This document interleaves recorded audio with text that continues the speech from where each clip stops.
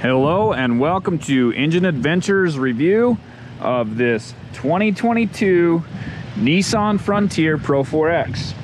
Weather's getting crazy. It's like a sleet out here right now. Kind of weird. Everything's starting to turn green here in late October because we've been getting so much rain recently. So this is gonna be a little bit of a muddy drive. We'll have some fun in the off-road portion of it. Anyway, I love this vehicle. Man, the 3.8 liter V6 with the 9-speed auto, it just works so good in this truck. If you've ever driven a Tacoma, go drive this and your world will be changed. Tacomas are not great on road. For some reason, that's the #1 vehicle in this class, but this Frontier drives so much better than the Tacoma does. And for a little bit cheaper, it's kind of similarly priced, but it comes in a little bit cheaper in many of the formats. You can get the Tacoma TRD Pro, which costs 5 to 10 grand more than this Pro 4X. But anyway, love this vehicle. Let's go ahead and take a look under the hood. There it is, 3.8 liter V6. Nothing fancy, no turbos, no twin turbos, no electric superchargers, no hybrid system, just a straight up 3.8 liter. I believe this one's direct injected, so it does have some advancements, of course, to be modern. Gets decent gas mileage. I'm averaging about 22 on the freeway. My combined average is right around 20. Not too bad, especially for a truck that feels as good as this one to drive. Let's take a look inside. Before we look inside, let's take a look at some of the exterior features. Here on the giant Nissan badge, got a front-facing camera. Yes, it does have a surround view camera system. One thing that's weird to me is the tow hooks are mounted so far down. And they're mounted obviously on the bottom of the frame. You can kind of see the top of the frame in there. But anyway, mounted on the bottom of the frame, there is pretty solid metal skid plate there. This does have 2 tow hooks. Of course, they're painted red because that makes it off-roady. But look at the tire clearance there. The bumper is much lower, or skid plate or whatever, in the center. And then you come over to the side and you have a nice swooping area there to have your tire clear rocks a little better. I don't like fake stuff. Fake vents. Fake fog lights. They can only be on when the headlights are on, so they're an extra set of driving lights, not fog lights. There is another camera for the surround view system. Back here, I thought my Monroney said I had a rear trailer hitch, but there's nothing there, so I don't see anywhere to recover this thing from the back. That's a little bit of a pain. In the bed, you get the LED lighting. You can see just underneath the rail, and the track for the tie downs, and then the 110 volt outlet, or 115, whatever it is, 120 in this case, and you turn that on from the inside. Tailgate is dampened, which is nice to have. Let's go ahead and take a look inside. Here inside, I should have gotten a shot getting in, but you can see the seats have the Pro 4X on them, some sort of tread pattern on the seat backs, and nice leather. I like the leather. Heated seats, heated steering wheel, and dual zone climate control, stuff you just kind of expect to be standard these days. Now on this side is the only drive mode, which is tow mode. We probably won't worry about that. This is to turn on the 2 inverters, so there's the 150 watt and the 400 watt, and we'll look at that in the back seat. Anyway, the surround view protection stuff, cargo lamp, downhill assist, traction control, and dynamic stability control off, or whatever it is, and the rear locker. So we'll look into those a little bit later. Let's test this. If you lock the windows, you cannot roll down the other ones. So that is a feature. I prefer that even when it's locked, the driver has the ability to roll down the other windows. Of course, steering wheel controls. Not my favorite to switch through stations. I've mostly just been reaching up to here. And if you're going through your presets and stuff, you have to be on the audio screen on here. I do like the auxiliary gauges, trans temp, voltmeter, all that kind of stuff, oil pressure, oil temperature. Anyway, if you're, there it is. So if you're listening to music and you want to scroll through, you have to be on this screen, and then you push up and down there, and that'll scroll through your presets. And oops, you can see my fuel economy there. 19.9 is the average, and that's pretty good in my opinion. I don't drive as smoothly as I should, and that's pretty good gas mileage for a mid-sized truck. It does have surround view cameras. Quality is okay. Not the greatest, but not too bad. So this is currently the front facing, and it's wet and whatever right now, so it's gonna be a little bit more blurry than normal. Yeah, this is one area where Nissan could improve on those cameras. It does have wireless charging right here. It does work great. It's very fast to pick up my phone. A couple of USB ports here, 12-volt charging port there. Up here on top, it does fit my Tifosi Jet sunglasses, which many don't, so that's nice. Sunroof controls, this is just manual. And the home link buttons here for the rearview mirror or for your garage door opener are on the rearview mirror. Rear window is not power, you just grab it and slide it open and closed. Let's go ahead and take a look in the back seat. So both seat backs fold down. It's a 60-40 split, and you can see behind there are your jack tools. There's a tiny bit of storage room in there. Maybe you could fit a small toe strap or something, especially behind this other side. You just have a tiny bit more room, but not a lot there. And that's how you get to the car seat anchors. And the seat bottoms do fold, but it's a two-handed thing essentially, because you have to lift up on that and then lift the seat. And same for lowering it. It's apparently one-handed. So you can lower it one-handed, but to lift it, you kind of, I don't know. If you get on it the right way, you can do it one-handed. It's kind of a pain. I do like that it holds it in place though. You're not gonna have that falling down on you. Apparently I just had to learn how to use it proper. Under here is the subwoofer, because this has the Fender audio system, which does sound really pretty good. Back here, this is what I was talking about. So here is the 400 watt outlet. In the bed of the truck's 150 watt, and then 2 additional USB charging ports. The rear seat, I actually just slid the seat back a little bit more on the driver's seat, so that's further back than I would normally sit, and there's plenty of room. You got grab handles and grab handles. Same on that side. Front passenger, and down there as well on the sides of the gear shift. Anyway, plenty of grab handles in this thing, which is nice for an off-roader. And yeah, that's about it. I mean, it's pretty basic back here. Let's go ahead, take a look at this Monroney, which is more or less the vehicle I have. So 2022 Frontier Pro 4X pre-production, which means there may be some things out of order, but in this one I really haven't noticed anything. It's been very well put together. Base price $37,240.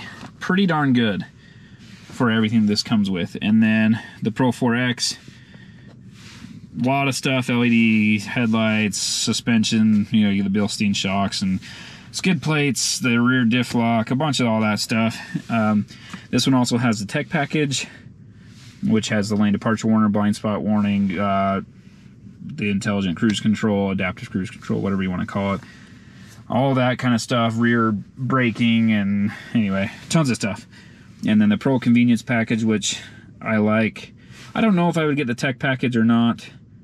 Has some stuff I would get maybe, but the Pro Convenience package with the spray and bed liner, utility rack, the 120 volt outlets, the heated mirrors, heated steering wheel, heated seats, all that stuff. I think I would get this, and then also the premium package with the leather seats and the Fender premium audio with 10 speakers. I would go for that too. So the tech package $990, the Pro Convenience package $1990, and the Pro Premium package $2790. Does have nice rubber floor mats for $150, bringing the total with destination up to $44,000. I would say pretty darn well equipped okay on the price. I mean, $44,000, you're getting into base 3/4 ton truck level. Clearly this is not base, it has a lot of upgrades, but the value quotient for me on mid-size trucks has always been a struggle. I'm not calling out Nissan for this, it's everyone. The Ford Ranger, the Tacoma, the Colorado and Canyon. Just the value quotient's not there because you can get a similarly priced half-ton that gets similar gas mileage, that has more room and more capability, more payload, all that kind of stuff. So this one did come with a couple of bags here. So the Adventure Medic kit, and then there's like a recovery kit. Sorry about that. Or emergency kit. So there's jumper cables, tow strap. Weak tow strap, I wouldn't use it besides flat towing on the road, or maybe a few small situations off-road, but really can't put a lot of weight on that tow strap. A few other things in there, but yeah, the Medic kit is pretty cool too. Here we are at the S-curves going the other direction, and the independent front suspension with the rack and pinion steering, all that. This thing goes where you point it. That was almost 40 miles an hour through that. Really handles better than I expected, a lot better than I expected. So the rear end does kick out a little bit, and if you flip off traction control, you can punch it and spin out the rear end if you want. I have it on right now, so it's not gonna let me. But yeah, you can drift this thing really easy. Like I said, the steering is so accurate and precise and has good feedback. Like there's no dead feeling on center or any of that. It's just right on line. So really a great driving vehicle, much better than I expected. I've loved driving this Frontier. So weird to me, this thing's been getting mixed reviews. It's not as updated as people wanted, it's not as nice inside or whatever. For me, this thing is about right. I feel like Nissan's done a really good job of bringing the best mid-size truck to market. I mean, I prefer this over the Tacoma. I prefer it over the Ranger. I guess I'm not a big fan of the EcoBoost engines for some reason. They just don't drive for me as well as I would like. I know a lot of people love them, but anyway, for me, this might be the best mid-sized truck, with the Gladiator having an asterisk on it because it's a little bigger, it's got the diesel engine, it's got some other options, but as far as between this, the Ranger, the Tacoma, the Colorado, and GMC Canyon, I would take this Frontier over any of the others. I love the 9-speed auto, this new 3.8 liter V6. Decent torque, it's about the same amount of torque as the old 4-liter had. I think it's exactly the same, but it's comes on at a slightly higher RPM, but the 9-speed auto totally makes up for that. And really just a great driving vehicle overall, and easy to get up to speed. The throttle's a tiny bit jumpy, but super easy to get up to speed. Getting on the freeway, whatever, is no problem. And another thing I like about this vehicle just overall is the simplicity. So it doesn't have a ton of super cool techie features, doesn't have 18 different terrain modes and 35 different crawl control speed modes, and it's just a truck. You just get in and drive it. You don't have to worry about finding all your settings and figuring all that stuff out. You just get in and go. If you need to turn off traction control, you hit the button and it turns it off, and it turns it off. So it doesn't have the computer intervene and control you at all, which has been really nice, at least in 2-wheel drive. I haven't messed around with 4-wheel drive yet. On the freeway, we're close to 80 miles an hour, and it is smooth, well controlled, handles really good. It's like both hands here, it drives straight, there's no wandering. It's just, I think part of the reason I like this so much is I had a Wrangler Rubicon the week before this, and the solid front axles with the recirculating ball, whatever mechanism for the steering, just kind of floats around. It's not very quiet inside on the Rubicon. This thing's quiet, smooth, powerful, handles well. I don't know what else to say about it. power is good. It's just overall, as I've said, really enjoy driving it both on the road, and we'll get into the off-road portion, but I'm not worried about that. I know the capabilities of this thing, and I'm excited to test it there. All right, here we go.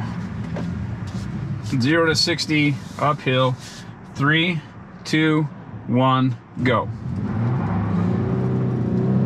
I just spun the tires way too much.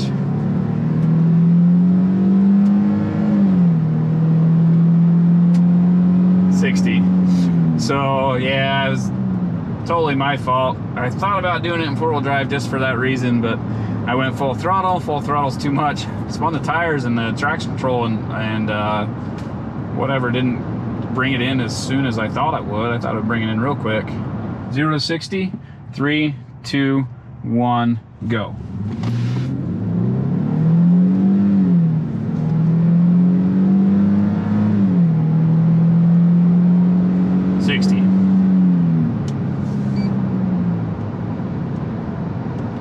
There we go. 4-wheel drive gives you a little better representation of what it can do, but I was surprised. It wasn't overly fast, but still did pretty darn well. Thank you for watching Engine Adventures review of this 2022 Nissan Frontier Pro 4X. I said it 100 times, but I love this thing. It's a great vehicle overall. Probably my favorite midsize, which is really odd because I've seen a lot of other journalists that don't like this thing very much.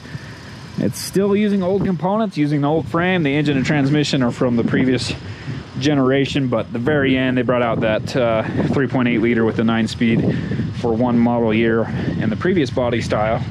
But really, not a bad truck overall. I've quite enjoyed it a lot. Haven't done the off-road testing, so be sure to check out that video next. But in the off-road testing, we'll go through everything, check if it is as capable as the old Frontier Pro 4X was, which I don't have any doubts that it will be. If you liked what you saw, be sure to subscribe, hit thumbs up, ring the bell so you get notifications, and comment down below. The comments really make a big difference. And if you didn't like it and you give me a thumbs down, also comment down below. Let me know why. If there's stuff you want to see, different testing, different vehicles, whatever, I'll do my best to cover your questions, answer your questions. And yeah, thank you for watching. Have a great day.